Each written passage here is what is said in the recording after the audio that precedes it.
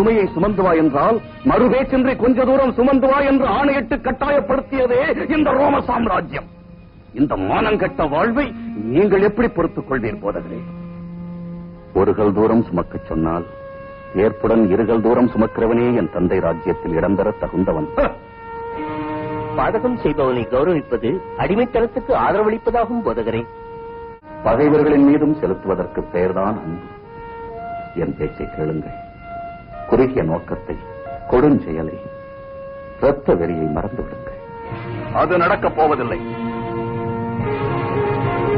போதகரே, இறுதியாக கேட்கிறேன் உங்களை, நீர் எங்களுடன் இணையப் போகிறீரா இல்லையா? அவசியமானால் உனக்காக நான் மடிவதற்கும் தயார். ஆனால் உன் கோரிக்கையை ஏற்பதற்கில்லை பரபாஸ். இனி பேசுவதில் பயனில்லை. வா.